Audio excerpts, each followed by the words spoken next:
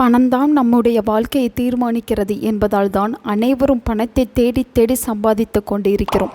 எவ்வளவு கஷ்டப்பட்டு பணத்தை சம்பாதித்தாலும் அந்த பணத்தை வைத்து தேவையான செலவுகளை செய்து மீதம் இருக்கும் பணத்தை சேமிப்பாக மாற்றினால்தான் வாழ்க்கையில் முன்னேற்றத்தை காண முடியும்.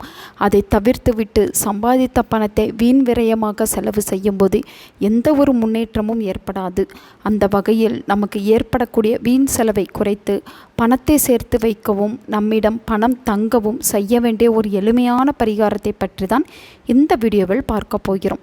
பணம் தொடர்பான எந்த பிரச்சனையாக இருந்தாலும் வேண்டுதலாக இருந்தாலும் நாம் மகாலட்சுமி தாயாரை தான் வழிபாடு செய்வோம். மகாலட்சுமி தாயாரை வழிபாடு செய்வதற்கு பலவிதமான வழிபாட்டு முறைகள் இருக்கின்றன, பரிகாரங்களும் இருக்கின்றன.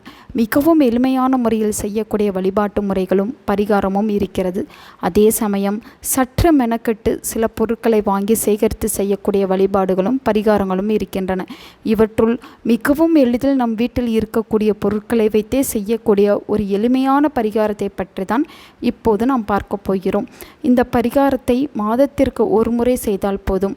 அந்த மாதம் முழுவதும் நம்மிடம் பணம் தங்கும். அதற்கு நமக்கு தேவைப்படக்கூடியது பச்சரிசியும் 11 1 நாணயம்தான். ஒரு தாம்பூலத்தட்டை எடுத்துக்கொள்ள வேண்டும். அதில் ஒரு கைப்பிடி அளவு பச்சரிசியை போட்டு நன்றாக பரப்பிக்கொள்ளுங்கள்.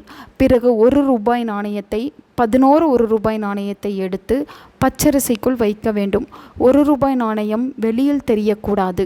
இந்த முறையில் வைத்து இந்த தாம்பூலத்தட்டை அப்படியே மகாலட்சுமி தாயாருக்கு முன்பாக வைத்து விடுங்கள். அந்த பச்சரிசியின் மேல் வாசனை மிகுந்த மலர்களை வைப்பது கூடுதல் பலனை தரும். தினமும் நாம் தெய்வ வழிபாட்டில் ஈடுபடும் பொழுது அந்த பச்சரிசிக்கு ஊதுபத்தி சாம்பிராணி தூபம் காட்ட வேண்டும்.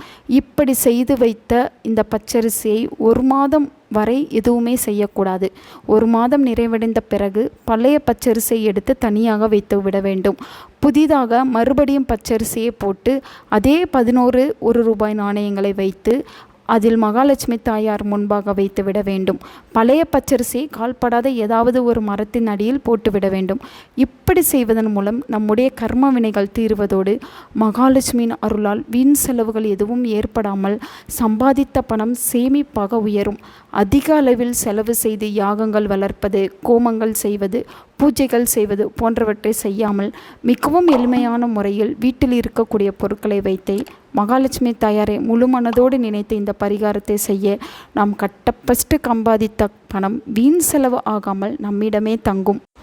உங்கள் நண்பர்களுக்கும் உங்கள் உறவினர்களுக்கும் இந்த வீடியோவை ஷேர் பண்ணுங்க. அவங்களும் இதை பற்றி தெரிஞ்சுக்கிடட்டும். ஆன்மீகம் டிவி தமிழ் சேனலை சப்ஸ்கிரைப் பண்ணுங்க.